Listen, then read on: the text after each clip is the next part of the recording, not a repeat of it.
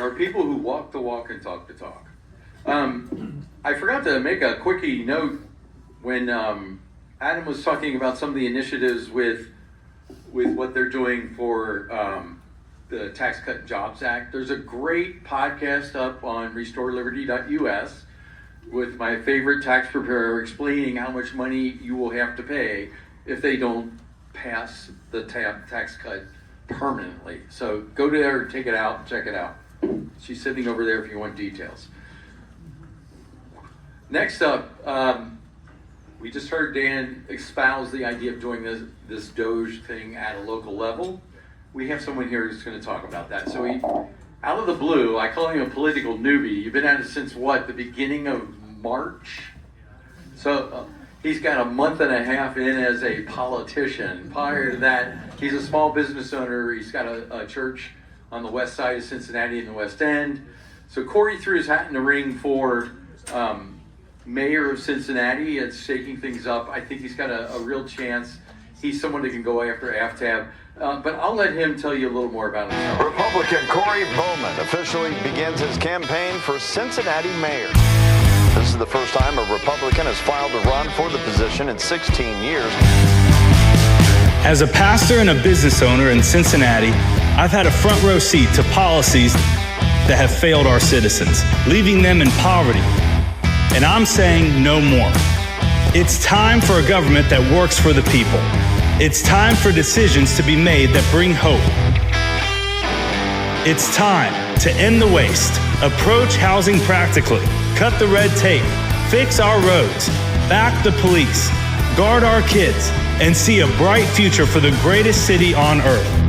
Cincinnati, it's time.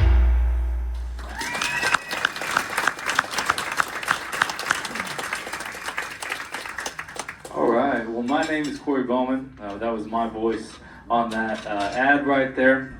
It's very crazy to me because I actually have a background in graphic design and event coordination. So I've always designed logos and websites. Yeah, let's watch it again. That's how awesome that is. That just make you want to, yeah, let's just storm City Hall right now. But anyway, so that just threw me off there. But anyway, no, you're okay.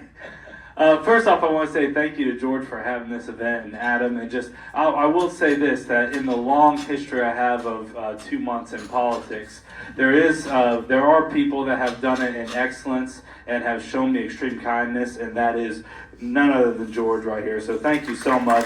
Every event that I'm a part of, or every single time I talk with him, there is one word that always comes to mind, and it's excellence.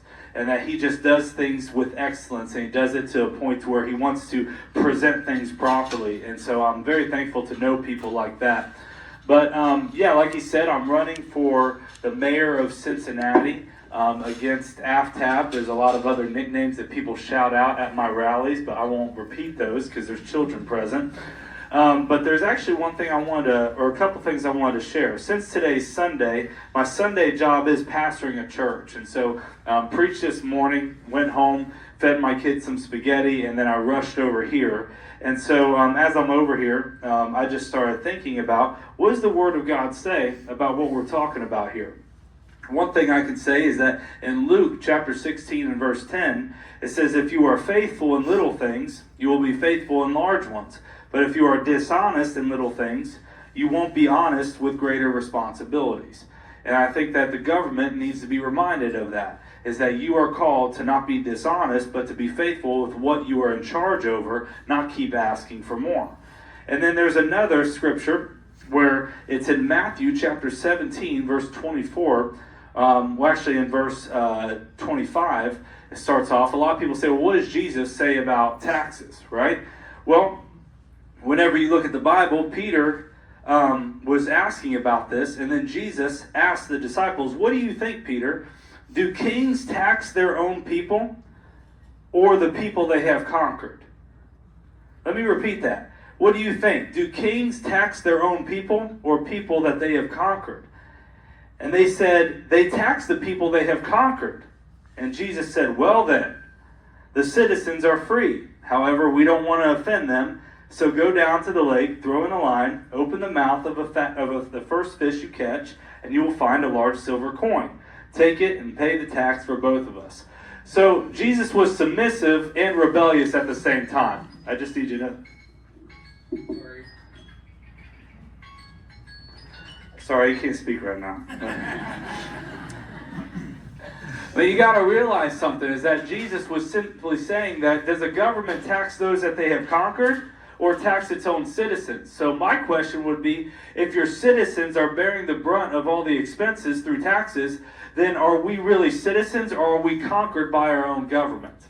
And that's what you need to ask yourself. We should never be at a point where our policy is to raise taxes. Because it says if you're faithful with a little, you'll be faithful with much, right? And so if you can't be faithful with what's in your hand, then why should we agree to give you more wasted money? Does that make sense? And so we're not going to call it Doge. I believe that we're going to call it DOME, Department of Metropolitan Efficiency, but we're going to have it for a model for every downtown area and every downtown city in America. I believe that we need to learn how to spend people's money properly, and we need to be able to be faithful with what we have. And so you saw kind of our pillars of our policy through that ad, but as I asked people what is important to them, I would say the biggest things that we're going to be focusing on is money management, crime, and infrastructure. Now, in my mind, all of it relates to the money. There's a saying, follow the money, right? And so you can actually go through every crisis or every issue, every single problem that is facing the city, and you can trace it back to where is the money going. Currently, right now, we have a city that is seeing increase on the budget, but we're not seeing that prosperity and increase on the streets. We sell railroads for $1.6 billion, but yet we're driving through potholes that are the size of Michigan, okay? They're trying to put speed humps everywhere, but the thing is that you don't need speed humps in Cincinnati, you've got potholes. I've been asked as a mayoral candidate, even on the debate stage, what are your plans for the underground tunnels? Wouldn't it be cool to put some transportation under there? I'm like, why would we put something underneath the roads when we can't even manage the streets that are on top of the surface? And I'll say this too. If you have spoiled children and you take away their money or take away their spending ability, then they look a lot like the protesters that you're seeing on the streets right now saying hands off, right? Because how idiotic is it that you're saying hands off because you're saying hands off of corruption? That's exactly what's happening in our government right now. And so when we say sanctuary city, we're not saying sanctuary for families or individuals. We're saying this is a sanctuary for criminals. This is a sanctuary for the last stand of corruption that we're going to see in this country. And I'm sorry, it's a Sunday, and yes, I'm a pastor, but I say hell no to that. Because the reality of it is that we have to be able to say, we're not going to leave these downtown areas. We're going to fight back to keep these downtown areas what they need to be, which is prosperous, which is safe, which is equitable, but not in the way that they say it. We need to be able to see Cincinnati. How many of y'all grew up around the area? All right, I have a grandmother, she still says Cincinnati. She doesn't say Cincinnati, she says Cincinnati. I grew up listening to 700 WLW with my grandfather every Reds game. I grew up going downtown, and we would love the history and the culture of Cincinnati. And when you go downtown right now, there's amazing places. I choose to raise my family in Cincinnati because I really believe, just like that ad, it's the greatest city on the face of the earth. And I'm not actually exaggerating with that. I truly believe this is the greatest city on the face of the earth. However, there's lost communities. There's things that have been swept under the rug because we've got to push national politics instead of just saying, hey, as a city official, why don't you focus on the city? And that's what we're working on. We've been door knocking for 2 weeks now. And as we go out, there's actually people that we talk to that when they answer their door with their partner of the same sex, they are asking us, what are you going to do about the roads? What are you going to do about the city? So what I'm seeing on the streets and what I'm seeing in our city is citizens that do not care about national politics anymore. They could care less whether Zelensky was yelled at in the White House. They care about their potholes. They care about their safety. They care about their school systems. They care about the things that that are related to them every day. And they don't need politicians that are just trying to get to Washington. They need politicians that are actually fighting for the people in their cities. And that's exactly what we're doing. So, that's where you guys clap for me. Come on now. So how is it that you can get involved? First thing, how many people actually live in the city districts of Cincinnati? Raise your hands. Okay, see, here's the thing. I knew I was supposed to come here, George. I knew. Come on now. You told me not to come. You told me I wasn't allowed to be here. And I fought you for it. I'm just kidding. If you're living in the city of Cincinnati, I've got signs, and I've got plenty more in my car, but I've got signs. I want each of you to put a sign up in your yard. Also, we're in the middle of early voting right now for our primary. We're in a nonpartisan primary. That means right now I'm in an election with another candidate and the incumbent of Mayor Aftab.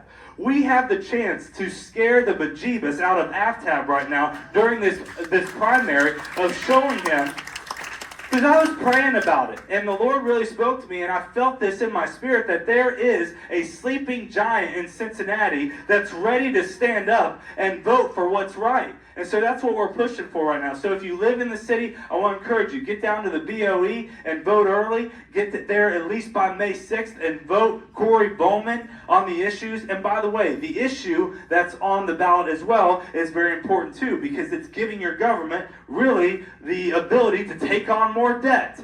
And so I'm just going to say this right now. We got to practice what we preach in the city. We got to preach at the state level too. It's time to stop spending, and it's time to start being what we call in the Christian faith a steward of what we've been given.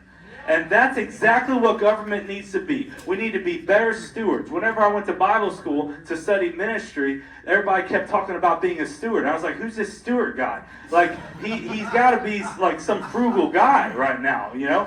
But then I started learning what it meant to incorporate stewardship in your life. Even in our campaign right now, there's people that waste money in these campaigns. I mean, people buying $300 worth of stickers when I know from my background I could get them for $50. I looked through the budget and I looked at my treasurer. I was like, what are we doing here? This ain't some cash cow. If our number one thing is money management, we're going to practice it on our campaign. So every dollar that comes into our campaign is going toward the right things. We are squeezing George Washington until he screams, because we're getting the most out of every dollar. And that's how your government should operate. They should operate with not only excellence, but also with efficiency, to know that we are properly stewarding what has been given to us, which is your money. So I'm all up for time right now, but I want to encourage you. This is a great group. You guys are patriots. You guys are standing for the right things. Keep on standing. If you're living in Cincinnati, don't leave. I'm telling you, it's going to get so much better after November. It's going to get so much better. You're going to be so tired of winning. I tell you this right now. You're going to say, I'm just telling you, you're going to be so tired of winning. And I'm just going to say this is now. Can you imagine having a mayor of Cincinnati being elected this year, and then next year having a St. Cincinnati person graduate elected the governor of Ohio, and then could you imagine in 2028 a Cincinnati hometown hero being elected the president of the United States? Could you imagine the future of our city in the next 4, 6, and 12 years? So times are going to be good, but it's going to take you guys getting involved, okay? Also, the last thing I'll say is that these donation buckets, I can't think of a better cause to actually sow into in the realm of politics, because these guys, I've been to multiple events that they've held. They've done everything in excellence. All right, so you need to go to these donation buckets, and you need to be able to participate in what's going on with these great individuals.